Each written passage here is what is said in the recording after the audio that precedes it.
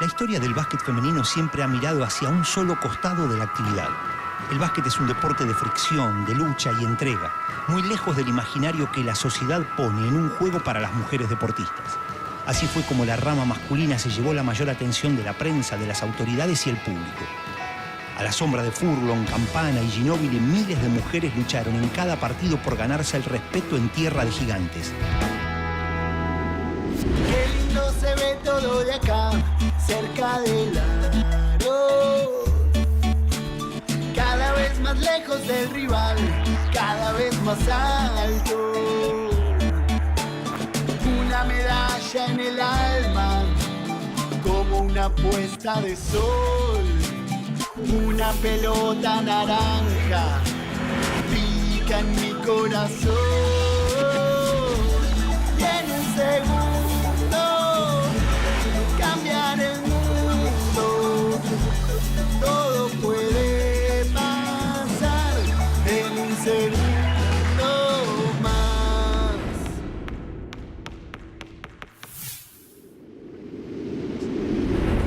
El Club Atlético Vélez Sarsfield es uno de los pocos que desarrolló con mayor fuerza la rama femenina que la masculina. Allí brillaron algunas de las jugadoras más importantes, las que en la última década consiguieron el mayor avance que tuvo el básquet femenino en su historia. Entre ellas está la alero Paula Gatti. Esta vez quiero una chica para hablar de básquetbol. Y me dijeron que acá la iba a encontrar. Hola, ¿Qué ¿cómo haces, estás, Paula? Ale? ¿Cómo te va? Bien. ¿Cómo estás? Por ¿Bien? suerte, muy bien. Vos sos una jugadora identificada con Vélez. ¿Y qué haces acá en Ferro? Y sí, soy de Vélez, pero mi último partido con Vélez lo tuve acá y me agarró un poco de melancolía y vine a recordar viejas épocas. Ah, bueno, ya que hablas de recordar, yo venía a hacerte recordar un poco la historia del básquetbol femenino en la Argentina. Sabemos que es una actividad que prácticamente comenzó paralela a la de los hombres. Ya en la década del 20 había un movimiento de básquetbol femenino, pero ¿cuál fue el primer impacto importante que tuvo el básquetbol femenino en la Argentina? Y en el 48, que salimos campeonas sudamericanas, la verdad que fue muy importante y fue la única vez que se logró ese objetivo en primera división. Y bueno, creo que a partir de ahí se estabilizó la actividad en este país, ¿no? Fue más constante. Vivimos una sociedad que es bastante machista y que siempre por ahí pone por delante el deporte masculino. Mismo en esas épocas de inicio no estaba bien visto el básquet femenino. Yo te diría que casi lo veían como un deporte que no existía. Creo que hay mucho, en muy pocos deportes, en el caso de las leonas, por ejemplo, que por ahí, por los logros deportivos de las chicas, se han puesto por arriba del masculino. Pero en la mayoría de los otros deportes, el básquet masculino tiene mucho más apoyo, un sponsor al básquet masculino o al básquet femenino. Pero la competencia interna no crecía, no salían nuevas jugadoras, porque no venían chicas de afuera, porque las chicas no veían la actividad como algo económicamente sustentable, tenían que dejar sus trabajos. Entonces me parece que ahí es donde empezó a declinar la competencia interna. Entonces quedaron algunos equipos y resurgieron otros como Unión Florida. Todos equipos chicos y equipos de barrio que con el esfuerzo y la llegada de gente que aportaba dinero podía empezar a traer algunas jugadoras que estaban en el exterior. Si bien las mujeres lamentablemente estuvieron siempre a la sombra de los hombres, ¿se puede hablar de, en algún momento, una mejora en la historia del básquetbol femenino? Sí, ese es lo que te decía, en el 90 fue donde realmente hubo un cambio y ese cambio vino de la mano de Eduardo Pinto, que realmente el aporte que hizo fue transformar el básquet que venía hasta entonces siendo más amateur, disciplinarlo y profesionalizarlo, más allá de que no había un dinero detrás de eso, sino que dejamos de ser jugadoras de básquet para ser atletas. Éramos atletas que jugábamos al básquet.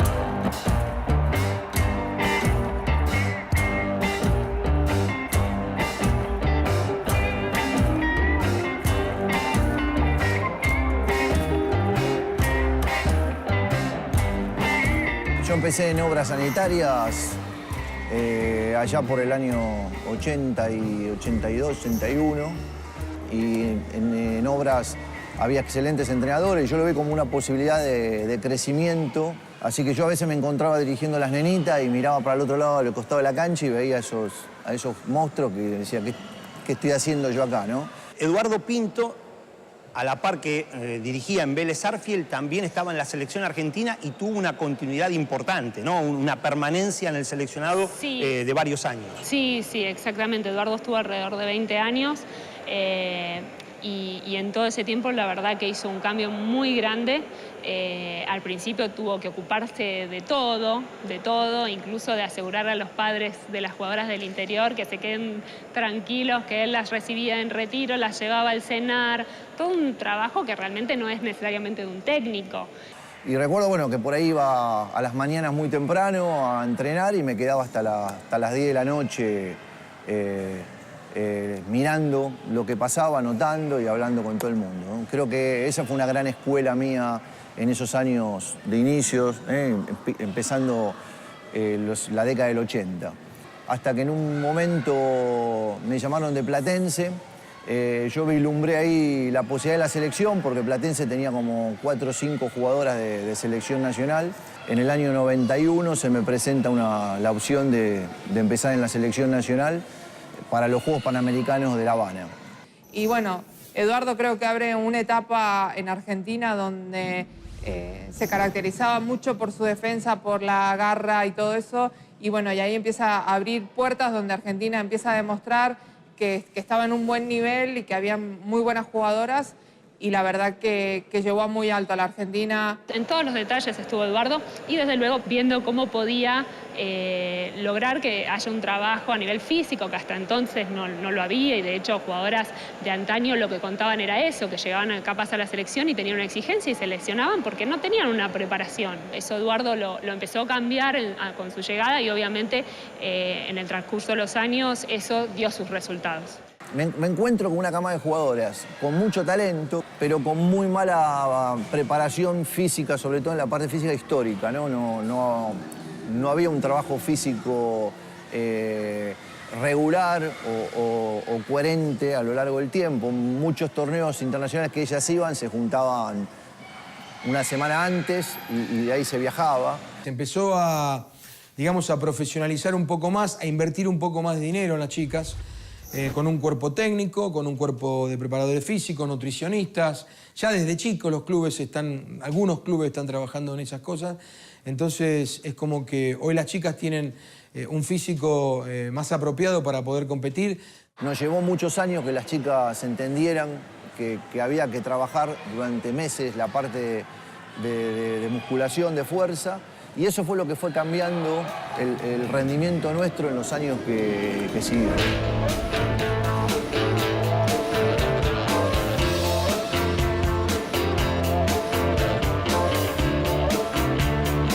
El objetivo era fundamentalmente tratar de armar un equipo que no esté apoyado en una sola jugadora, como por ahí hasta ese momento se había planteado, ¿no? Yo creo que Eduardo fue que nos impuso eso. Yo creo que nosotros, al ser escasa en altura, trató de trabajar en otros aspectos para que nosotros pudiéramos llegar a un gran nivel. Sobre todo fue la defensa, que era lo que nos llevaba a nosotros como grupo y como unión de equipo a destacarnos siempre en eso. Entonces yo creo que esa fue la marca que él dejó en la selección.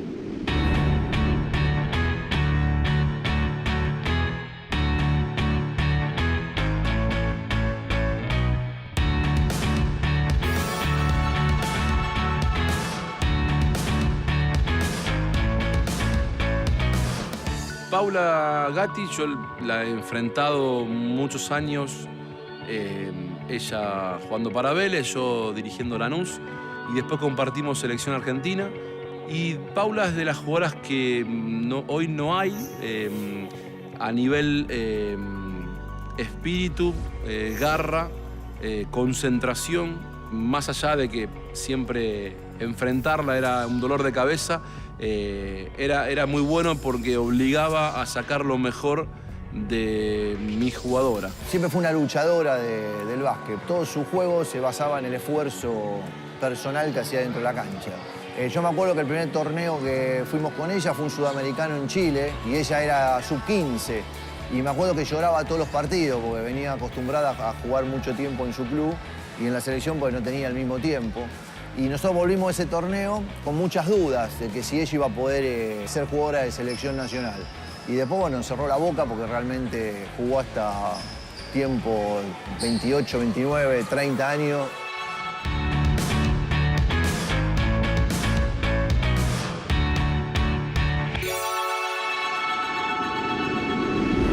En la década de Eduardo, que es donde el equipo logra tomar preponderancia e importancia en sí mismo, siempre hay jugadoras destacables y no puedo dejar de mencionar los dos pilares que fueron Carolina Sánchez y Marcela Pauleta. Digamos que de la mano de ella llegamos y de Eduardo a los logros que obtuvimos. Empecé mi carrera basquetbolística en Mendoza, justamente en el Club YPF, a los 7 años, y recién a los 14 surgió una prueba a Europa, y desde ese momento, de los 14 hasta hace 2 años, he estado participando en las ligas europeas. Carolina es una jugadora excelente, todas son excelentes personas, ¿no? Carolina, yo tengo una amistad con ella de hace muchos años. Es una jugadora con un gran sacrificio en la parte física, porque con 1,80 podía defender a un pibó que le llevaba una cabeza y la defendía, y la bloqueaba y la sacaba de debajo del aro. Y además era un arma importantísima para nosotros en la ofensiva, porque una tiradora de 3 espectacular, espectacular. Una de las clasificaciones nuestras para el Mundial, ella mete un triple faltando segundos, ¿no? y nos mete en un Mundial.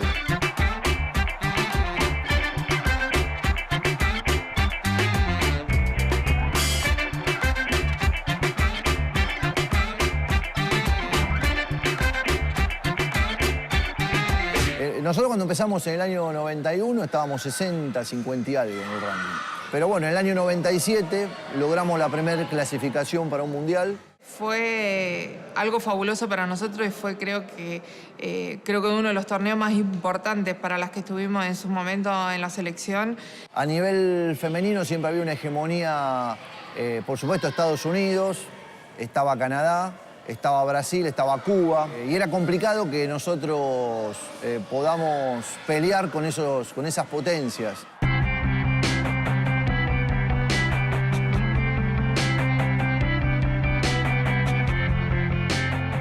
La posibilidad de quedar terceras y sacar a Canadá del Mundial para nosotros fue fabuloso. Yo creo que era algo que veníamos luchando de hace mucho tiempo y la verdad que el grupo humano que había en ese momento fue lo que nos llevó a lograr lo que estábamos haciendo, y que fue clasificar por primera vez a un mundial.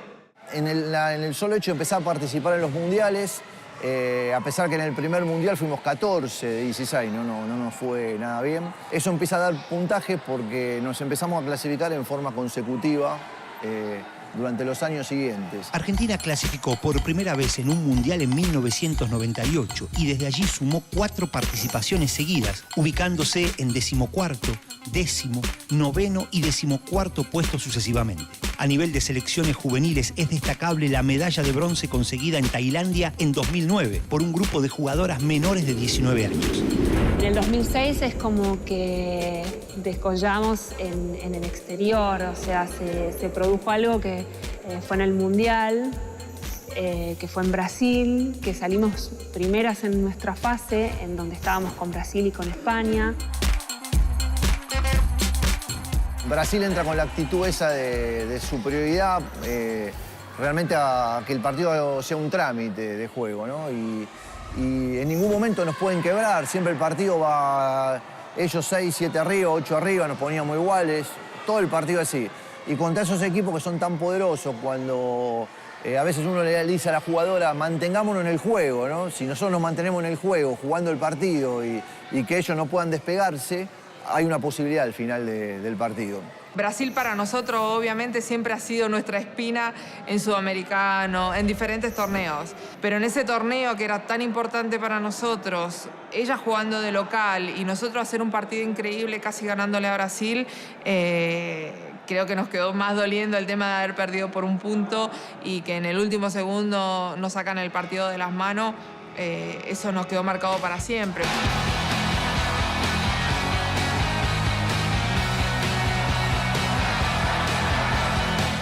la posibilidad estuvo porque empatamos el juego con 2 triples, uno de Gisela y uno de Alejandra Chesta. Y en esa última pelota, Sandra Pavón se la da a Laura Nicolino, corriendo, pensando que el partido terminaba, tira una bandeja forzada y bueno, la pelota no entra y ahí perdimos.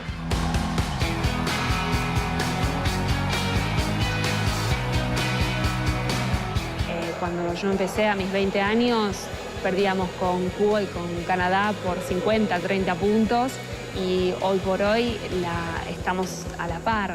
El gran logro fue haber quedado novenas, que para nosotros estar entre los 10 mejores del mundo era muy lejano cuando empezamos con todo esto. Y haber evolucionado de esa manera, porque los otros equipos también evolucionaron, pero evidentemente nosotros dimos pasos agigantados. Yo creo que fue el salto de calidad del equipo, un momento de madurez de la jugadora y, como te dije antes, jugadoras que estaban en Europa, que accedieron a estar en el equipo y que se juntó todo eso para que el equipo tenga ese buen rendimiento.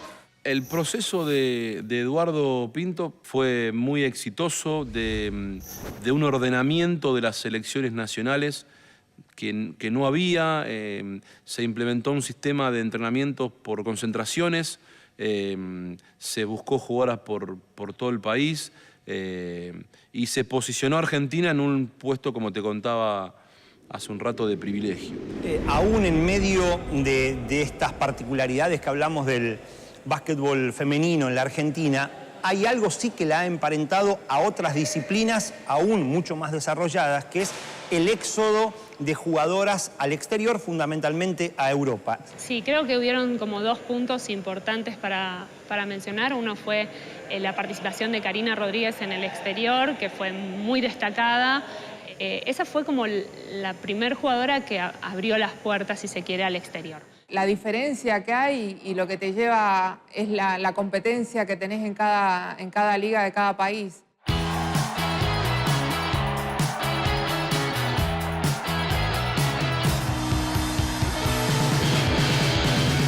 Al estar profesionalmente y vivir del básquet, obviamente te hace mejorar mucho más, te levanta mucho más el nivel porque estás viviendo de eso. Se iban a jugar, iban a vivir del básquet, ¿no? En cambio, las chicas que estaban acá, todas estudiaban y jugaban, o todas trabajaban, estudiaban y jugaban. Tienen que hacer muchos más sacrificios para poder estar viviendo del básquet, y acá no se puede vivir del básquet. Entonces tenés que poner aparte de tus cosas, seguir manteniéndote y trabajar extra para poder estar en un nivel más o menos y poder mantenerte en la selección.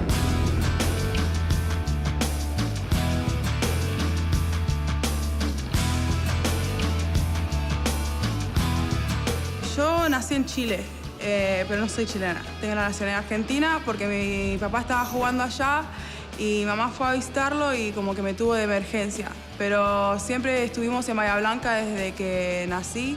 Mi papá era entrenador, así que salía de la escuela, me iba directamente al club y estaba ahí tirando con los chicos, siempre jugando con los chicos.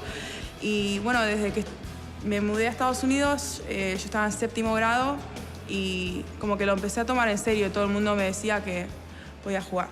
Steffi Thomas llega a la selección argentina en el año 2006 para una Copa América que se jugaba en Colorado, Estados Unidos, sub-18, y hacen una buena Copa América que clasifican al Mundial 2007 en Eslovaquia. Esos fueron sus comienzos en la selección argentina. Bueno, después de la universidad fui a jugar a Europa. El primer país donde fui era en Noruega. Mucho frío, pero es bellísimo. La competencia, no había muchos equipos, pero salimos campeonas, así que muy buena experiencia como primer año. Y después de Noruega me fui directamente a Australia y también gané otro campeonato. Y desde ahí, bueno, cada vez que me llamaban, con toda la voluntad venía. Es un orgullo poder venir y representar a mi país, obviamente. Con toda la voluntad venía y, bueno, siempre quisiendo llegar a las Olimpiadas, a un Mundial, con todas las ganas. Hablábamos recién de estar a la sombra del básquetbol masculino y uno entiende que a partir de la década del 80, con la creación de la Liga Nacional, se profesionalizó la actividad y los hombres empezaron a vivir del básquetbol. En el caso de las mujeres no llegó a ser así, no es así actualmente. ¿Cómo es la vida de una jugadora de básquetbol en la Argentina? Los clubes prometen una beca, desde luego, que suma, pero no es suficiente para el día a día, para vivir. En mi caso particular llegué a articular un poco todo para poder trabajar, estudiar y jugar. Una mujer orquesta. Sí, pero realmente no es fácil. Entonces, a los 18 años, las jugadoras de básquet tienen que tomar en algún punto cierta decisión y ver hacia dónde quieren dirigirse.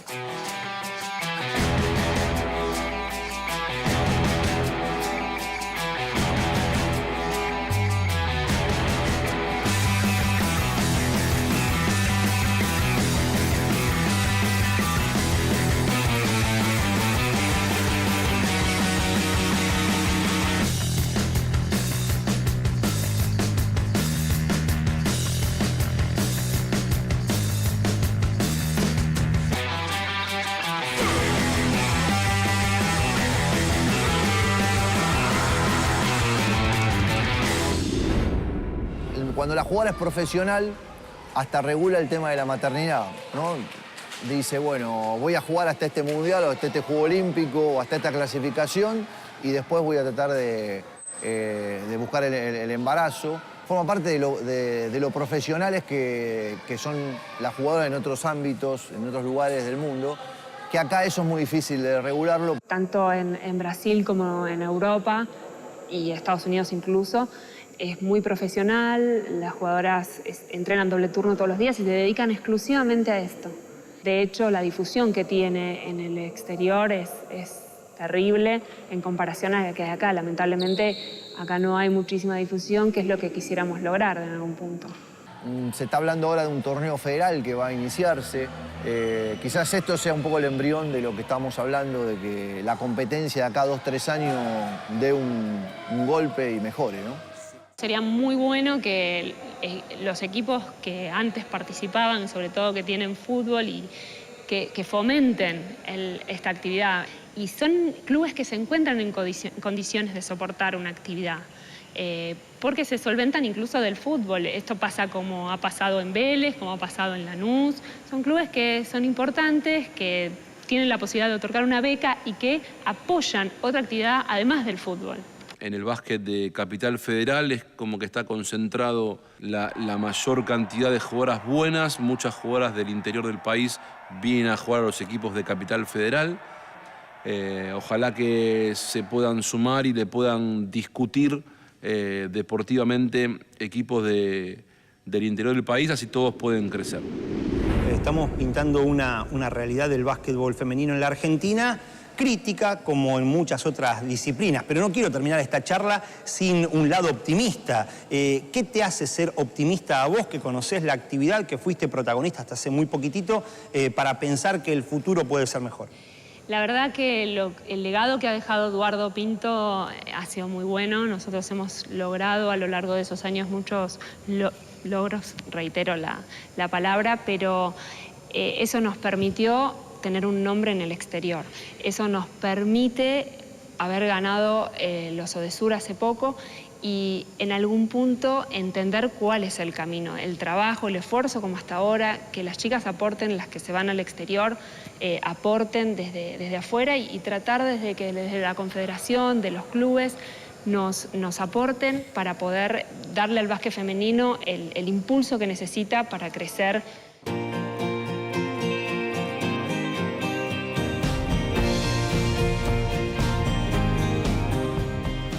Hay una camada muy importante que obtuvo el logro de haber salido en un mundial juvenil terceros. Ese punto, la verdad, nos marca que hay un futuro, un grupo de jugadoras muy importante que logró algo realmente inesperado por todos. Verdaderamente. Y que realmente hoy están muchas de esas jugadoras en primera división, sumado a la experiencia que puede aportar Carolina Sánchez, una jugadora muy importante. Puede hacer que tengamos para adelante un futuro promisorio, pero necesitamos de la difusión, necesitamos de los medios, de los clubes del interior, de los clubes grandes que hay en Buenos Aires y alrededores, Y bueno, después es mucha pasión. Desde mi lado siempre fue muchísima pasión, la pasión por este deporte que la llevo desde que tengo 8 años. Paula, gracias por esta charla, por haberme recibido, aunque sea acá de manera ocasional en Ferro, pero haber tenido esta charla para interiorizarnos un poco de la actualidad del básquetbol femenino y confiemos en que el futuro será verdaderamente alentador y ya algunos indicios se están viendo. Bueno, Ale, muchísimas gracias a vos. Dale. Gracias por la charla. luego. Que siga bien. Chao. Faltando 10 segundos con los puntos para atrás. El equipo sin aliento no la remontaba más. Los de enfrente son más altos que las torres de Dubái. Corren para todos lados y no paran de anotar. Esto es como en la vida, defenderse y atacar. El pivot se la pasa a Manu que logra anotar. Y en un segundo